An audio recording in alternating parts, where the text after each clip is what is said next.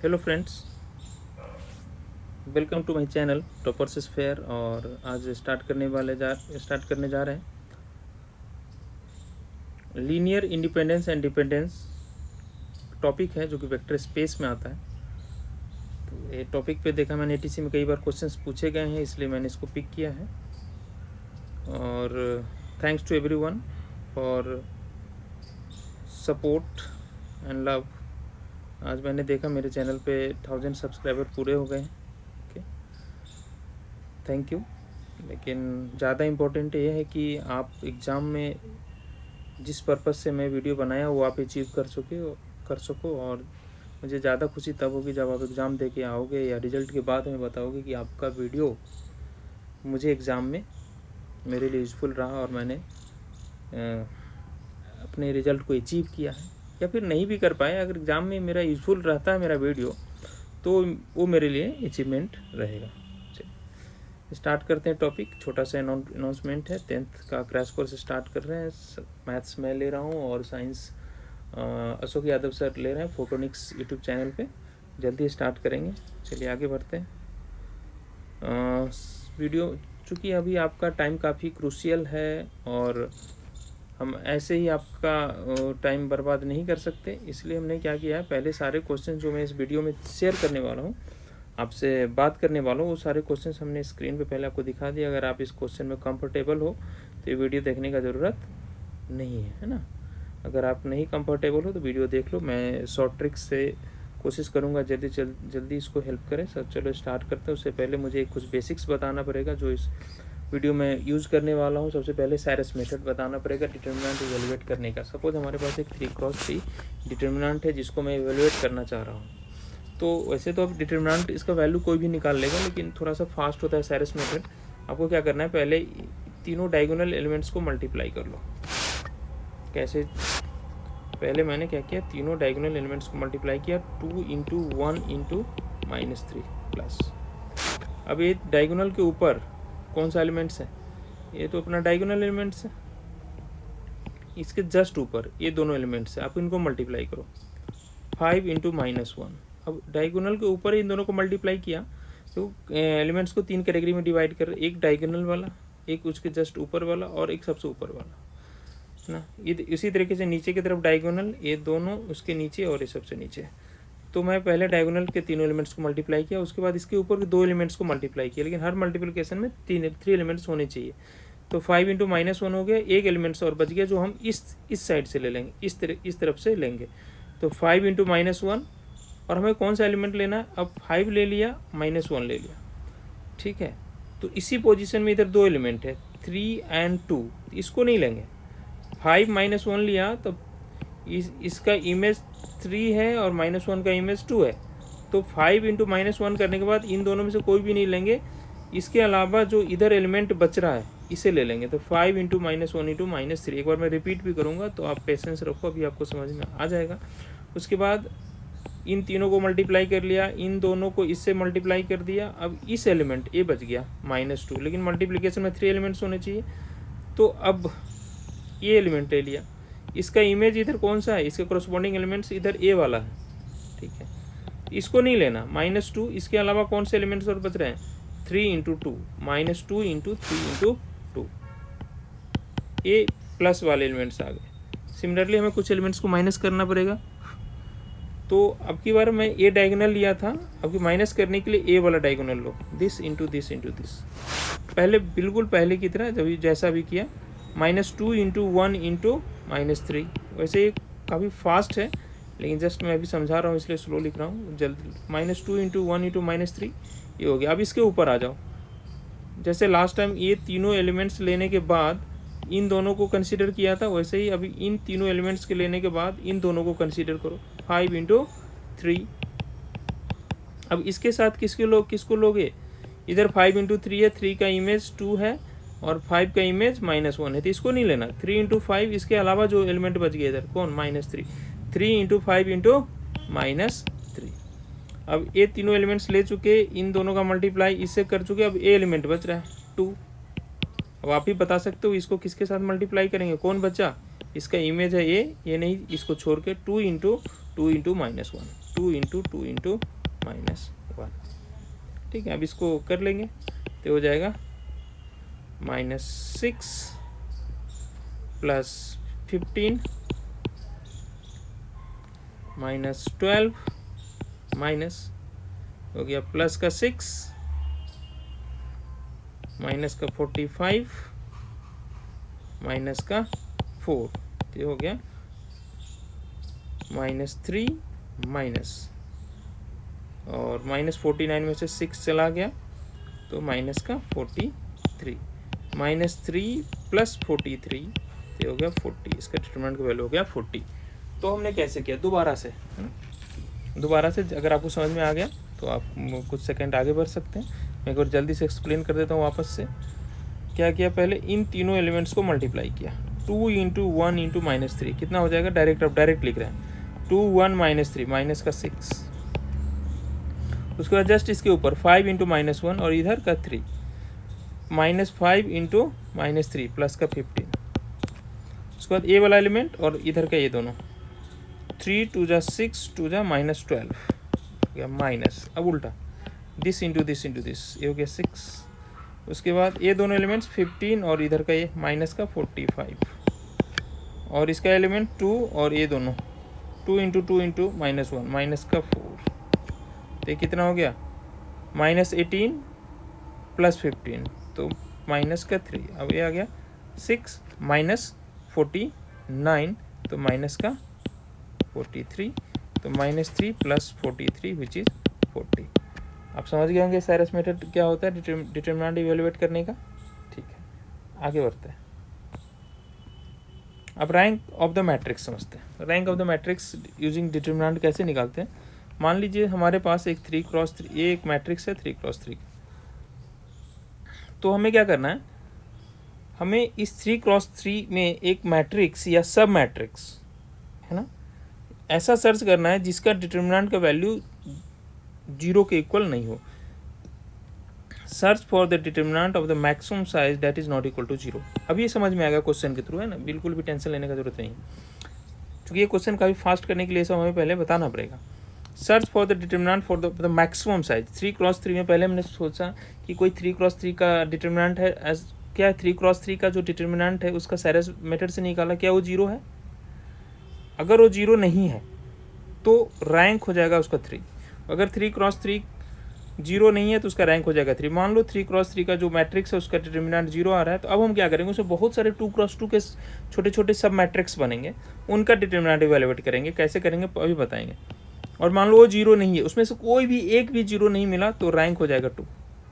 उसके बाद मान लो हमारे पास जो नंबर ऑफ वेरिएबल है या कंपोनेंट्स है, जो भी क्वेश्चन के थ्रू पता चलेगा, वो रैंक ऑफ मैट्रिक्स के इक्वल है। रैंक और एंड वेरिएबल दोनों इक्वल है तो इंडिपेंडेंट होगा। रैंक वेरिएबल इक्वल मतलब इंडिपेंडेंट, है ना। और रैंक अगर कम है वेरिएबल से तो dependent. Rank variable equal independent. अगर वो इक्वल नहीं है, रैंक कम हो गया वेरिएबल से या कंपोनेंट से, तो डिपेंडेंट। चलो क्वेश्चन स्टार्ट करते हैं। सबसे पहले मेरे पास एक क्वेश्चन है, क्या बोला, इधर set this is linearly independent. आपको कुछ नहीं करना, ये जो 3 एलिमेंट्स गिवन है इसका डिटरमिनेंट बना लो। 1 2 3, ये पहला रो इससे कॉलम बना लिया, दूसरा 3 2 9 और 5 2 -1। मैं ये बता रहा हूँ कि इसमें नंबर ऑफ वेरिएबल या कंपोनेंट्स कितने हैं इस वेक्टर के, 1 2 3, तो 3 कंपोनेंट्स हैं। अब इसका रैंक निकालना है। सबसे पहले 3×3 है तो हमें इसका वैल्यू निकाल के देखना है कि ये 0 है या नहीं। अगर 0 नहीं होगा तो रैंक इसका 3 हो जाएगा। साइरस मेथड से निकालते हैं। 1 × 2 × -1 -2, 3 × 2 × 3 +18, 5 × 2 × 9 +90, -3 × 2 × 5 30। अब 9 × 2 × 1 18, -1 × 2 × 3 तो हो जाएगा -6। अब देखिए कितना आ रहा है, 106। अब ये कितना आ रहा है, 48 -6 42, definitely this is not equal to 0। यहाँ पर रैंक जो आएगा हमें कैलकुलेट नहीं करना, बस 0 है या नहीं है। तो यहाँ पर रैंक जो आ गया वो आ गया 3, और नंबर ऑफ कंपोनेंट भी 3 है, equal to number of component, दोनों इक्वल हो गया। मतलब जो गिवन सिस्टम ऑफ इक्वेशंस है या वेक्टर्स हैं, दे आर इंडिपेंडेंट। फिर से रिमाइंड कर रहा हूँ, इक्वल मतलब इंडिपेंडेंट। क्लियर? ये काफ़ी फास्ट कर सकते हैं आप। और बहुत सारे मैंने देखा मेथड्स बुक वगैरह में वो थोड़ा लेंथी हो जाता है, इसे फास्ट कर लोगे। चलो नेक्स्ट क्वेश्चन लेते हैं। ये तो आसान क्वेश्चन था, आगे आगे। चलिए इस क्वेश्चन को देख लेते हैं। ये ATC में आया हुआ क्वेश्चन है। तो यहाँ पे हमारे पास दो क्वेश्चन है। इनफैक्ट S1 को डिटरमाइन करना है। यहाँ पे 4 हैं, 4 वेक्टर्स, सबके 3 कंपोनेंट्स हैं। यहाँ पर 3 वेक्टर्स और सभी के 3 कंपोनेंट्स हैं। तो ये लीनियरली इंडिपेंडेंट है या डिपेंडेंट है? सबसे पहले मैं S2 को पता करता हूँ, क्योंकि S1 के लिए हमें स्पेशल तरीके से करना पड़ेगा। तो S2 को देखते हैं। यहाँ पर 3 वेक्टर हैं। पहला वेक्टर है, मैं मैट्रिक्स बना लेता हूँ, 1 0 0 0 1 1 1 0 0 0 1 1 एंड 0 0 0। ठीक है। और नंबर ऑफ कंपोनेंट्स कितने इसमें? Number of components equal to 3। तो हमें इसका रैंक चेक करना पड़ेगा। सबसे पहले ये पूरा जो डिटर्मिनेंट है इसी को चेक करते हैं। देखो इसमें एक पूरा का पूरा कॉलम 0 है, तो किसी भी डिटर्मिनेंट में अगर कोई एक कॉलम पूरा का पूरा 0 हो या रो 0 हो तो उसका वैल्यू 0 होता है। तो पक्का इसका रैंक अब 3 तो हो नहीं सकता है, क्योंकि 3 क्रॉस 3 का डिटर्मिनेंट 0 हो गया। तो रैंक लेस देन 3। तो यहाँ पे देखो, rank equal to less than 3 है, मतलब rank is less than number of component. मतलब सिस्टम क्या हो जाएगा? यहाँ पर सिस्टम हो जाएगा आपका डिपेंडेंट। तो अब कौन सा ऑप्शन मैच कर रहा है? S2 is dependent. तो पहला तो हो ही नहीं सकता, दूसरा हो ही नहीं सकता। C एंड D में से कोई एक आंसर होगा, चूँकि C एंड D दोनों में। अब हमें पता करना है S1 के बारे में। लेकिन ये क्वेश्चन S1 थोड़ा सा डिफरेंट है। S1 कैसे डिफरेंट है? क्योंकि इसमें कंपोनेंट्स 3 और 4 वेक्टर्स दे दिए। ठीक है। तो आप इस क्वेश्चन में क्या करना है, जब हमारे पास 3 कंपोनेंट्स और 4 वेक्टर्स है, तो आप क्या करो, हमारे पास जो वेक्टर है S1 के लिए है वो है, लिख लेते हैं 2 3 1 1 0 5 2 3 1 1 0 5।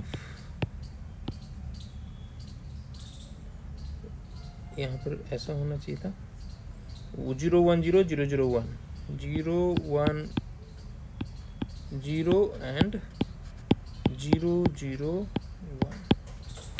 ये आ रहा है मेरा S1। अब देखिए, आप इसको एक ही बार में चेक नहीं कर सकते इस तरीके से। आप क्या करो, 3 3 लेके चेक करो। पहले मैं इन तीनों को ले लिया, पहला तीनों को ले लेता हूँ, 2 3 1 1 0 5 एंड 0 1 0। इसको चेक करेंगे। ठीक है। फिर इन तीनों को ले लेते हैं, लास्ट के तीनों को, इसको चेक कर लेते हैं, 1 0 5 0 1 0 0 0 1। और लास्ट में हम लोग चेक करेंगे, फर्स्ट 3 को ले लिया, लास्ट 3 को ले लिया। अब क्या करते हैं, फर्स्ट और इसे ले लेते हैं। 3 ही तरीके से हम लोग ले सकते हैं, है ना। चूँकि हम चेक कर सकते हैं 3 का ही, 3 कंपोनेंट्स है तो हमें डिटर्मिनेंट हम 3 का ही बनाएंगे। 2 3 1 0 1 0 एंड 0 0 1। ठीक है, ऐसा बना लिया। अब हम चेक करते हैं कि ये तीनों से बना हुआ ये डिटर्मिनेंट, क्या ये तीनों लीनियरली इंडिपेंडेंट है या डिपेंडेंट है। तो नंबर ऑफ कंपोनेंट्स यहाँ पर मेरे पास कितने हैं, number of components equal to 3।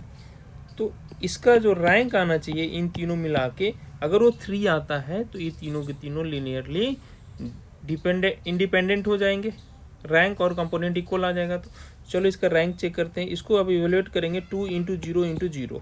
सबसे पहले आ गया 0, फिर 3 × 5 × 0, ये भी आ गया 0, फिर 1 × 1 × 1, ये आ गया प्लस का 1। माइनस में 2 इंटू जीरो ये आ गया 0, फिर 3 इंटू 5 इंटू जीरो ये भी आ गया 0, और 1 इंटू 1 इंटू 1 ये आ गया आपका 1, ये क्या आ गया 1 माइनस 1 0। सही लिखा हमने 2 3 1 1 0 5 0 1 0, ये आ गया 0, ये आ गया 0, और ये आ गया 1 1 1 1। ठीक है, एक बार 1 0 0 0 3 1 0। ठीक है, और ये आ गया 5 1 2, ये आ जाएगा 10 ना, 10 है ना। ऐसे जब 0 0 1 1 3 0 एंड 5 1 2, ये आ गया माइनस का 10, तो 1 माइनस 10 इज माइनस 9। अच्छा, ये नॉट इक्वल टू 0 आ रहा है, मतलब इसका रैंक जो है वो 3 है, और इस तीनों में कितने कंपोनेंट्स है 3, मतलब ये तीनों के तीनों क्या है लीनियरली इंडिपेंडेंट, ये तीनों लीनियरली इंडिपेंडेंट हो गए। अब इन तीनों से जो बनाया है इसको चेक कर लो जल्दी से, मतलब काफ़ी फास्ट हो सकता है, मैं समझा रहा हूँ इसलिए टाइम लग रहा है। ये तीनों को इवैल्यूएट करो, आ गया 2, साइरस मेरिट लगाओ, this into this, this into this into this 0, this into this into this 0, minus 1 into 1 into 0 0, 0 into 0 into 2 0, and 1 into 3 into 0 ये भी 0, तो 2 माइनस 0 इक्वल टू 2 आ रहा है, यहाँ भी 3 आ रहा है, यहाँ भी नॉट इक्वल टू 0 आ रहा है, यहाँ भी रैंक कितना हो गया 3 और कंपोनेंट के इक्वल, तो ये तीनों भी इंडिपेंडेंट है।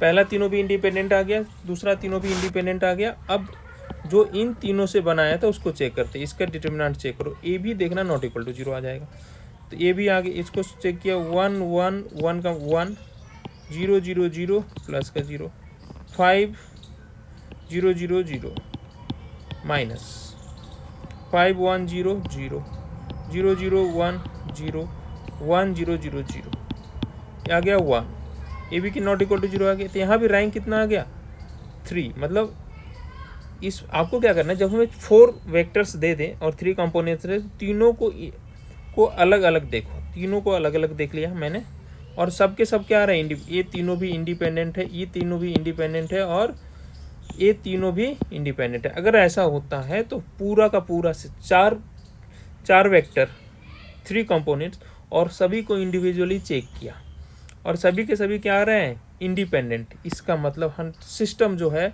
वो डिपेंडेंट हो जाएगा। क्या लर्न किया आपने, आपको ध्यान रखना है, जब 4 वेक्टर्स गिवन हो, 3 करके चेक किया, और वो 3 करके हर सबके सब इंडिपेंडेंट आ रहा है, ठीक है, तो पूरा का पूरा सिस्टम डिपेंडेंट हो जाएगा। इसको ध्यान में रखा, और उस हिसाब से S1 and S2 both are dependent, option number D. देखो फास्ट कर सकते हैं, बस थोड़ा लेंदी क्वेश्चन भी था, फिर भी इसको हमने जल्दी से कर लिया, समझाया इसलिए थोड़ा टाइम लगा। अब एक क्वेश्चन है e to the power x, e to the power 2x, e to the power 3x। हमारे पास इस बार 3 कंपोनेंट्स है, लेकिन आपको क्या करना है, x का वैल्यू रखना है। 3 कंपोनेंट्स है, एक बार x का कुछ वैल्यू रख लो जो आप आराम से रख सकते हो। x इक्वल टू 0 रख दो, क्या हो जाएगा, इसके कंपोनेंट्स क्या हो जाएंगे, e to the power 0, e to the power 2 into 0 and e to the power 3 into 0। सभी आ गया 0 0 0, ये आ गया आपका वेक्टर जो आ गया, ये आ जाएगा आपका 1 1 1। फिर x का वैल्यू 1 रख देते हैं, इससे वेक्टर कितना आ जाएगा, e का पावर 1, 2x में 1 रखोगे e स्क्वायर और a e क्यूब आ जाएगा। फिर एक बार x का वैल्यू 2 रख देते हैं, x का वैल्यू 2 रखोगे तो हो जाएगा e स्क्वायर, यहाँ रखोगे तो 2 इंटू 2 e का पावर 4, और यहाँ 2 रखोगे तो e का पावर 6। अब ये 3 हमने क्या किया, 3 वेक्टर बना लिया, 3 कंपोनेंट थे, 3 वेक्टर बना लिया। फिर से पहले जिस तरह से मैट्रिक्स बनाते थे, पहला 1 1 1 e square e cube e square e 4 e 6। अब हम फिर से क्या करेंगे, इसका डिटर्मिनेंट चेक करेंगे। अगर डिटर्मिनेंट 3 क्रॉस 3 का नॉट इक्वल टू 0 आ रहा है, मतलब इसका रैंक और डिटर्मिनेंट दोनों सेम हो जाएगा और ये इंडिपेंडेंट हो जाएंगे। चलो चेक करते हैं, this into this into this, E square into E 6, same base से पावर ऐड किया 8 ई 8। अब दिस इंटू दिस, तो ये आ जाएगा 1 इंटू ई क्यूब इंटू ए स्क्वायर, ई का पावर 5, प्लस अब 1 इंटू दिस, ये भी कितना आ रहा है, ई का पावर 5, ठीक है, माइनस अब दिस, ये आ रहा है ई का पावर 4। अब ये तो ले लिया, दिस, 1 इंटू ई का पावर 6, ई का पावर 7, और प्लस अब कौन सा रह गया, दिस, ई का पावर 7। डेफिनेटली आप देख सकते हैं इक्वल 0 नहीं है। अगर इक्वल 0 नहीं है, इसका मतलब इसका रैंक आ गया 3, जो कि नंबर ऑफ कंपोनेंट्स के इक्वल है। अगर ऐसा होता है तो ये सिस्टम क्या हो जाएगा, इंडिपेंडेंट। तो given system are linearly independent. कितना आसानी से क्वेश्चन कर ले रहे हैं, देख लो। चलिए एक और क्वेश्चन देख लेते हैं। क्वेश्चन इस फॉर्म में भी हो सकता है, फॉर्म देखने से थोड़ा अजीब लग रहा है, लेकिन घबराना बिल्कुल भी नहीं है। यहाँ पे हमें फिर से क्या करना है, हमें वेक्टर्स बनाने हैं। तो यहाँ पर कैसे कैटेगराइज करना है, अब देखो, जो वेक्टर बनाएंगे उसके कंपोनेंट्स ऐसे लिखने वाले हैं हम लोग कि यहाँ x का पावर कितना है, 0, यहाँ x का पावर 1 और यहाँ x का पावर 2। सबसे पहले x का पावर 0 का कंपोनेंट, फिर x का पावर 1 का कोफिशिएंट और x का पावर 2 का कोफिशिएंट। यहाँ पे 0 का कोफिशिएंट जो कि है इसमें 1, ये 3 और ये 2। सेकेंड वेक्टर लिख लेंगे यहाँ पे, second vector will be equal to x के पावर 0 का कोफिशिएंट 3, x का पावर 1 का कोफिशिएंट 1 और x के पावर 2 का कोफिशिएंट 2। और थर्ड वेक्टर जो लिख लेंगे, x का पावर 0 इसमें है ही नहीं तो हो जाएगा 0, x का पावर 1 2 है और x का पावर 2 1 है। ये 3 वेक्टर बन गया। अब फिर से जल्दी से इससे एक मैट्रिक्स बना लेते हैं, 1 3 2 1 3 2 3 1 2 3 1 2 एंड 0 2 1। चलिए इसका रैंक चेक कर लेते हैं। पहले 3 इस डिटरमिनेंट को इवेलुएट कर लेते हैं, 3 क्रॉस 3 का, है ना। नंबर ऑफ कंपोनेंट्स यहाँ भी 3 है। साइरस मेथड से 1 इंटू 1 इंटू 1, ये कितना हो जाएगा 1। अब 3 इंटू 2 इंटू 2, ये हो जाएगा 12। अब 0 इंटू दिस, 0 एक बार आ गया तो पूरे का ही सत्यानाश 0 कर देगा। उसके बाद माइनस, अब इस डायगोनल को देखो, 2 इंटू, ठीक है, इंटू 1 इंटू 0, 2 इंटू 1 इंटू 0, तो एक बार 0 आया तो 0। 3 इंटू 3 इंटू 1, ये कितना हो जाएगा 9। और 1 इंटू 2 इंटू 2, ये कितना हो जाएगा 4। इसको चेक कर लेते हैं। इधर आ रहा है आपका 13, ये भी 13। ओहो, ये तो 0 हो गया, मतलब रैंक इसका 3 नहीं है, जबकि नंबर ऑफ कंपोनेंट्स कितने हैं, not equal to number of component जो कि 3। इसका मतलब जो रैंक आने वाला है कंपोनेंट से लेस आने वाला है, और सिस्टम क्या हो जाएगा इस बार, dependent. This time given system is dependent. तो होप जो मैंने आपको मेथड बताया ये फास्टेस्ट है और ये आपका टाइम काफ़ी सेव करने वाला है। चलिए ओके।